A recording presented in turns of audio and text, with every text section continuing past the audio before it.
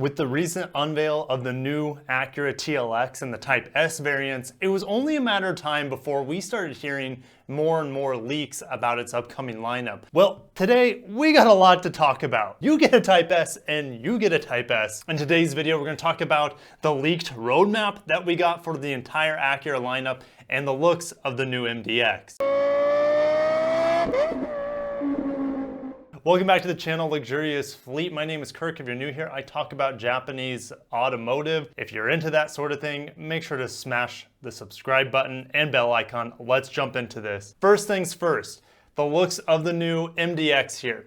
Well, first of all, it's supposed to come this year, and we could get some new information probably by the end of this summer for 2021 Acura MDX. The current one's been around for what seems like forever.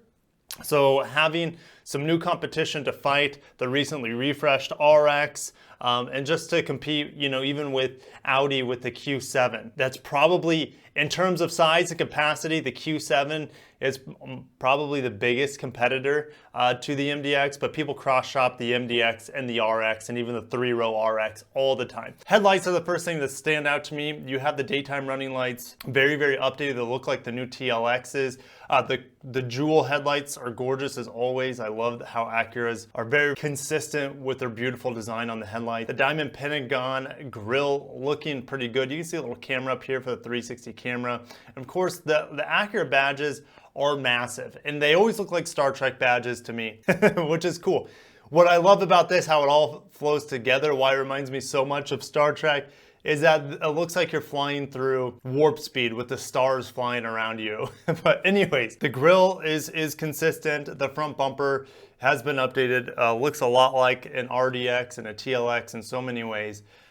There's not much they can do with the shell of the vehicle. I've always liked the front end of the MDX, but the back end has always been a little turtley to me. It's very, very practical, and there's not a whole lot of styling in that rear end of the MDX, but I hope they're able to do something with it. We don't have any other leaks other than this image, and this is apparently caught and extrapolated through the RDX menu somehow. So this is the big boy.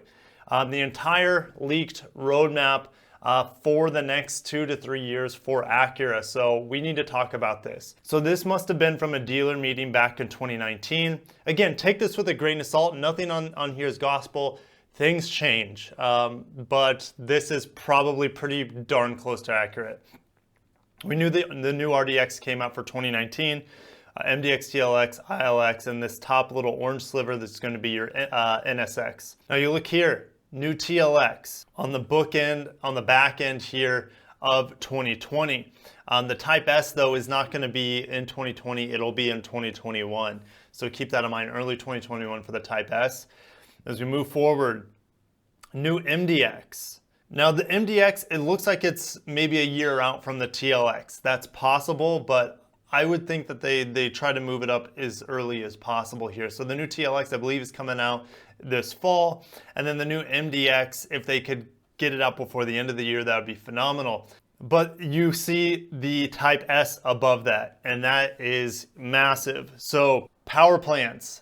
I almost expect Acura to just offer 2 power plants at this point. You have the turbo 4-cylinder, which obviously debuted in the brand new RDX. And it's a great engine. It has a lot of torque, it's zippy. I like the 10-speed that it has in the RDX, and we will be getting that 10-speed in the TLX and the TLX Type S as well. So expect that 10-speed to pretty much permeate the entire lineup. But the Type S is going to get that TLX 3.0 turbocharged around 400 horsepower V6. It would be nice for them to offer some sort of detuned version slotting in between that 2-liter and that Type S high 400 or high 300s, low 400s power output, because that is a huge chasm of upper 200s and about 400. It would be nice if Acura had like a detuned 3-liter, maybe pumping out low 300 horsepowers and healthy amounts of torque. I mean, that in itself is already enough to smash the RX's power numbers, even in the hybrid RX. But yeah, pretty exciting. We're going to see a new MDX, and not only that, we're getting a Type S with it. That is super badass. Moving forward, new compact sedan, and notice that they don't use the ILX nomenclature.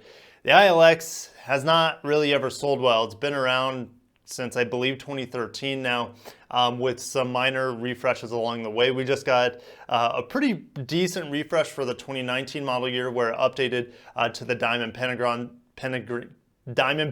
styling. That's a mouthful. It's hard for me to say diamond. I always want to say diamond pentagram, but that's not probably the best word to use. But you see Type S here, and you'd be like, oh, Kirk, it's gonna get that tiny little sedan's gonna get the 3-liter, almost 400 horsepower variant, that's shared with the TLX and that 3-liter turbocharged engine. I don't think so. I think that would be a little overkill. Would we like to see it? Yes. I do think it's going to get the newest iteration of the super handling all-wheel drive. That's been the Achilles heel of the ILX. Okay, so if they're not gonna do the 3-liter, which they could, I just think it would be complete overkill in that small of a car and people would go nuts for it, but you need to keep costs down on it. You have a Type S here. You take the Civic Type R engine, that 306 horsepower 2-liter turbocharged engine, you slot it in here. You give it all-wheel drive, and then you give the consumer the option of the 6-speed manual or the 10-speed automatic. I mean, they're not giving the TLX Type S the 6-speed. So you would think that they would, just do the 10-speed for the Type S on the ILX, but the ILX being a less expensive vehicle, maybe they put the 6-speed in there and a 10-speed option. But knowing Acura, they're probably just gonna get rid of the manual altogether in the ILX. What are they gonna call it?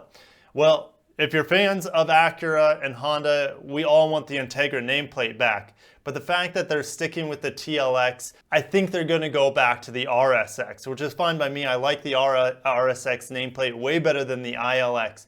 Give us the RSX nameplate back if you're not going to give us the Integra. But if they do the Integra, it's only a matter of time before the TLX gets renamed back to the Integra. But I think those days are done, sadly, as you guys probably know as well. Now, if we fast forward to 2020 here, you can see that there's no RDX Type S. I'm not so sure. If everything else is getting a Type S, you would think that the RDX would at some point as well. I mean, that 2-liter turbo engine is already pretty close to, like, say, the Civic Type R's power output, within 40 horsepower or so. So that wouldn't be that big of an upgrade. So they're probably just trying to figure out what type of engine to put in something like that. But what do you think? What would they put in RDX Type S? Do you think they put the 3-liter? And if they have a detuned version of that 3-liter put in, let's say, the mid-range or the mid-grade version of the MDX, maybe they can put that in the RDX as well. So that will be interesting to see how flexible and how many different tunings they can get out of that 3-liter V6 turbo that's going to be in the TLX. You can see the new MDX here. They're expecting about 65,000 units, not only from the RDX in 2022, but the MDX as well, even though it's a more expensive vehicle. And the Type S taking a large chunk of that as well. The new TLX, it looks about 25% they're expecting of the TLX to be the Type S variant. And then if you look at the new, let's say RSX here, 35,000 units, are expecting to sell just as many RSXs as the TLX. So now could the NSX get a Type S? Well, I don't think so. That car, I think, is about as far as they want to take it.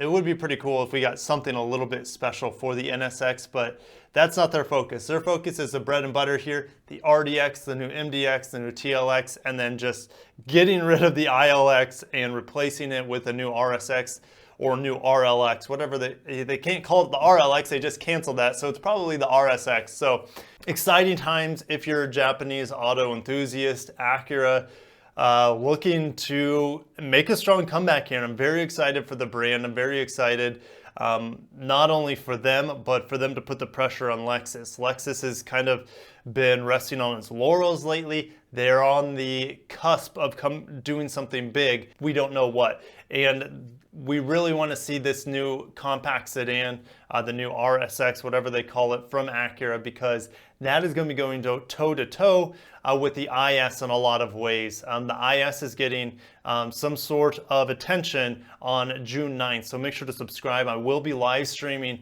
all the changes that they're going to be announcing on June 9th with the new Lexus IS and maybe VA variant. It's going to be interesting. But anyways, this is all about Acura in this video. They're putting the pressure on the automotive luxury, especially the performance end of the luxury market. So the lower end AMGs, I mean, really stepping away here from Lexus when it comes to the performance end of things. So pressure's on Lexus at this point. And what about Infiniti? Because they're kind of, you know, the third fiddle in the luxury segment, or sometimes Acura is the third fiddle, with Lexus always being number one in the Japanese automotive luxury segments. Well, Infiniti is in a tough spot. Nissan has just drastically restructured their entire business model and how they operate. It will be interesting to see how Infiniti is affected by that. And it's just, it's uncertain times. And I think Infiniti, with everything that's going on, if things keep going this way, they might be the first thing that get cut out of Nissan's product stack. So yeah, we probably aren't going to hear anything from Infiniti in a while here. So let me know what you guys think. Exciting times, Type S's everywhere in the Acura lineup. This is what people want to see, Acura returning to its performance roots. And not only that, but taking it to other luxury competitors like Lexus. So I'll see you guys in the comments down below. I can't wait for more information to come out on these Type S's, the MDX, maybe an RDX Type S, and of course the new RSX or whatever they call it. So if you guys love the coverage that I provide for you, consider donating to the channel on my Patreon end or the PayPal end. That's going to help me out significantly so I can continue to provide better content and more continuous content for you guys, the Luxurious Fleet. So thank you so much for watching. I'll catch you guys in the next one. Take care of yourselves. Peace out.